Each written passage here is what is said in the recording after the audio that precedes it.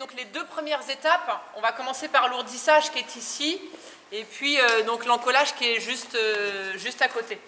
Donc Steve, voilà, qui est notre responsable production et aussi qui contrôle la qualité, s'occupe de cette machine parce que la préparation, c'est ce qu'il y a de plus important. S'il y a un problème au niveau de la préparation, après on va avoir, pour pouvoir tisser un rouleau, vous allez voir, c'est à peu près 4 semaines. C'est 4 semaines de tissage. Si on a un problème à la préparation, c'est 4 semaines de galère sur le métier à tisser.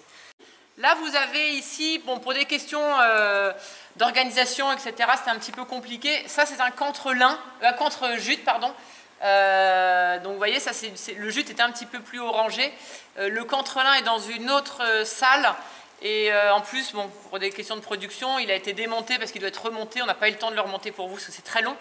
Donc voilà, on va vous montrer celui-ci, mais c'est le même principe, sauf qu'à la place de mettre des bobines de jute, vous mettez des bobines de lin. Alors vous pouvez vous approcher, hein, ça n'est pas très dangereux. Alors par contre, ouais, attention.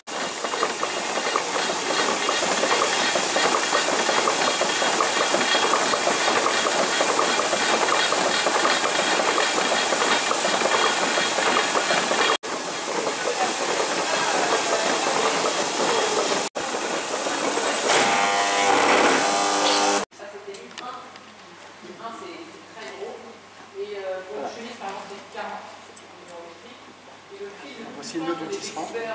C'est là on va avoir il est à la fois très solide et très fin. Voilà, il est très fin, il passe dans le row sur les métiers. Si on fait un plus gros nœud. Tout le stock de produits finis qui est ici. Donc vous avez vu, les gros rouleaux ici font 1300 mètres. Donc l'expédition, je parle juste rapidement parce que cette salle-là, à part le stock, il n'y a pas beaucoup d'intérêt. Mais il y a juste une machine qui est assez... donc ça, c'est une de nos machines les plus anciennes, celle qui est dans le fond là-bas.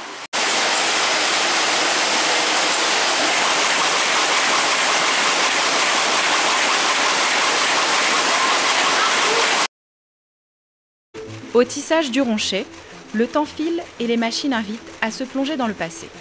Nous sommes à Luneray, une commune rurale située à une vingtaine de kilomètres de Dieppe. C'est ici qu'en 1845, Daniel Lardan installe ses premiers métiers à tisser et crée les tissages du Ronchet. L'entreprise, spécialisée dans la production de toiles de jute et de lin, sera ensuite transmise de génération en génération. Aujourd'hui, Marion Diarra-Lardan, 6e génération de la famille, a repris les rênes de la société et perpétue ce savoir-faire ancré dans la tradition.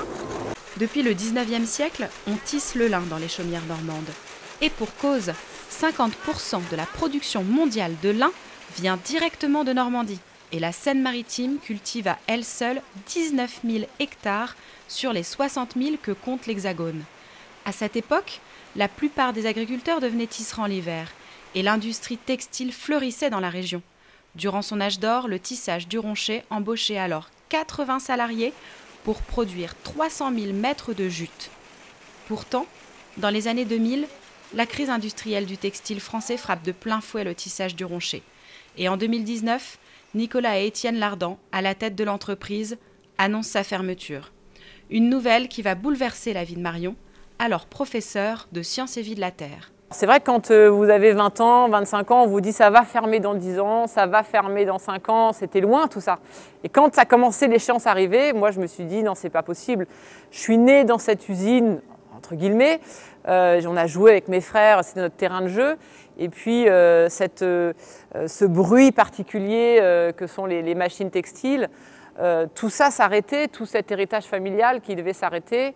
Donc voilà, je suis venue voir mon père et mon oncle il y a 2 ans et demi. Je leur ai dit, écoutez, moi j'ai envie d'essayer de donner un avenir à cette entreprise, que la 6e génération essaye et que pourquoi pas, il y aura quelque chose pour la 7e. Et c'est un pari réussi.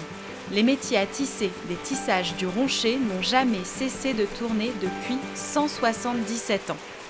Marion et ses 4 salariés sont aujourd'hui les derniers tisseurs de jute de France, avec 30 000 mètres produits chaque mois. Et depuis octobre 2020, la 6e génération de tisseurs du Ronchet a réimplanté la filature de lin dans le pays. Car si on le cultive, la plupart du lin est exporté vers les pays asiatiques,